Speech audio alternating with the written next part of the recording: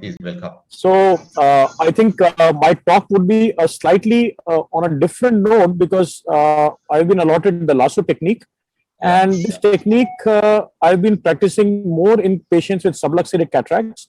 But yes, this we can in all those patients where we have a deficient posterior capsule or posterior capsular rent, we can always lasso the lenses also with this beautiful technique. And of late, we have been doing the plate haptic lenses with this technique. So I'll quickly run through what really lasso is. The suture material we all know is very important, and here in the lasso technique, we are using the polytetrafluoroethylene, the CV8. It's an H0 suture.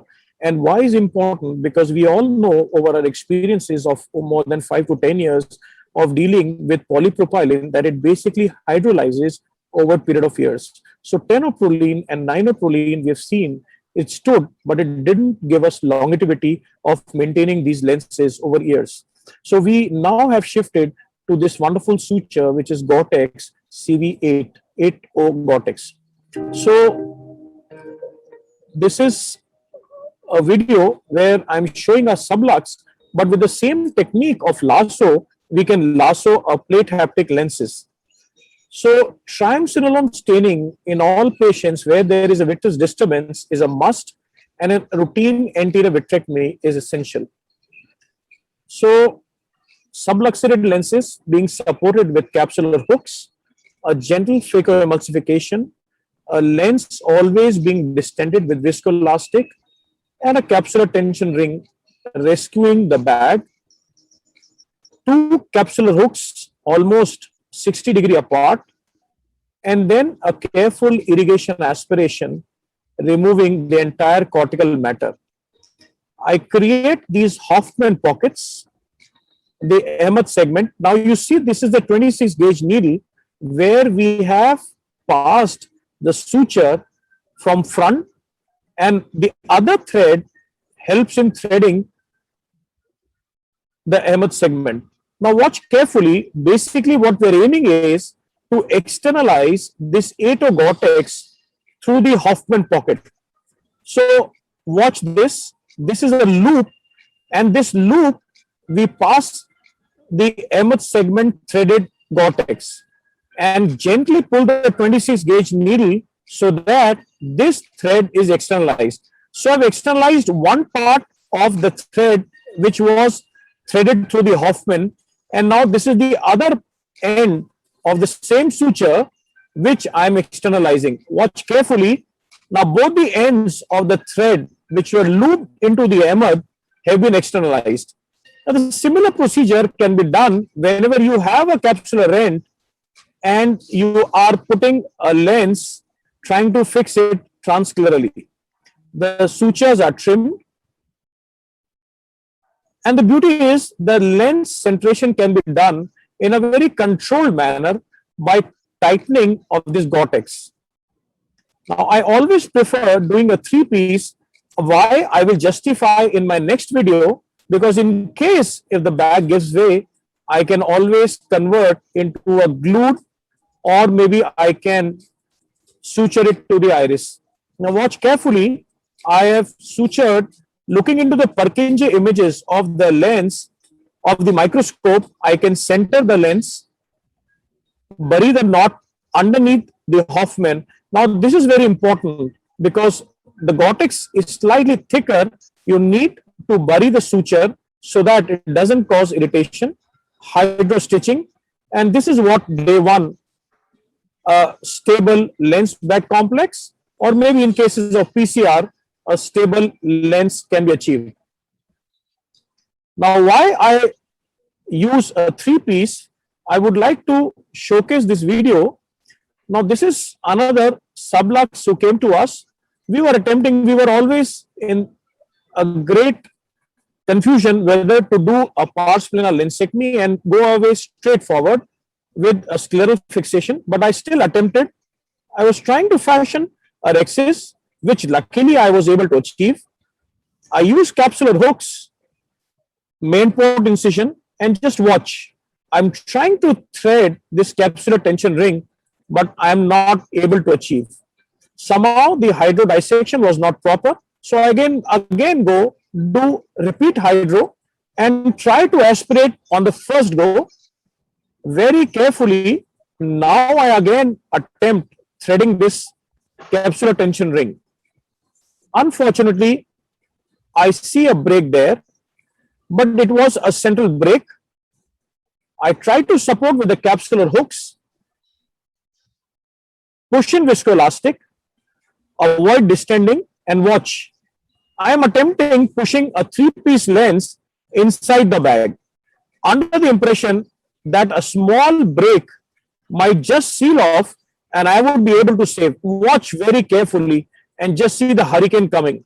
If you can watch, if you can note, just rip in the posterior capsule and the whole posterior capsule has given way. It's a big break. It's a big break in the posterior capsule. The lens is inside. The only thing at this point came into my mind was Amar Agarwal. So, and Priya talking about the 4th throws. So I thought, why not a 4th throw lens fixation onto the iris using a ninoproline? And this is how I could rescue this patient with the 4th throw technique. Thank you, Dr. Sanjay. Thank you for making me a part of this program. That was a wonderful presentation, really enlightening. So when you had this lens in the eye, you had an option of this 4th throw, and you also had the option of making it a glued eye. Yes, since the pupil was getting shut off, it came into my mind that why not just try and transfix the same 3-piece onto the iris, and using the 4th throw concept, which suddenly came up in the mind. So the point to emphasize is that the whole story should be built in such a way that at any point of time you need to shift from plan A to plan B. You should always have that plan in mind. The point very well taken. Yeah.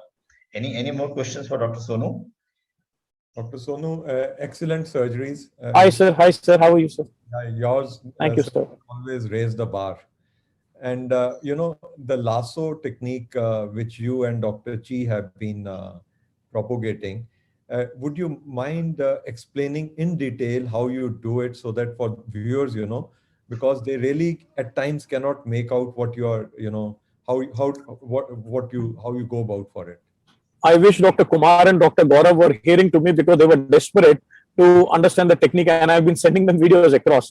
So, sir, it's a basic technique, and I think Anaga and a lot of people who have been into knitting and all, it's simply that crochet technique what our grandmothers used to practice. So it's basically we are trying to make a loop. It's a loop inside which you pass a thread, and then once you withdraw that loop, the thread gets externalized. I hope you're trying to get me. This is a loop which I've done. I passed the thread inside, and now I'm trying to pull this. So the whole thread complex gets outside, externalized. So you take a 26 gauge needle, you pass an end of the 8 Gore-Tex inside from the bevel end of the 26 gauge needle, and externalize all throughout, and then with the needle at the hub, you just try to lock that suture there. So now you have a thread which is coming out from the 26 gauge needle, and the other end you try to hold with the syringe. And now from the Hoffman pocket, you pass the needle inside. Now what you have is the needle bevel with a thread. So it's something like the needle bevel and the thread like this. Now you have a loop which you can, with your maybe retractor, you can retract, and inside the loop you pass the suture. Okay. So I think maybe diagrammatically we'll be able to explain, because even the videos have been limitation with the time. I could not, explain in detail. But yes, I would, in person send you the videos so that this can be much more clear. Just send me one too also, because we really want to try the lasso technique. And believe me, it's a very easy technique, and it's much better than the railroad or any other complex situations. And the Gore-Tex really stays, and no inflammation, doesn't cause any irritation. And of more than 40-50 cases that we have dealt, it's a very easy technique. Great presentation, Dr. Goyal. Thank you, Anaga. Absolutely, absolutely.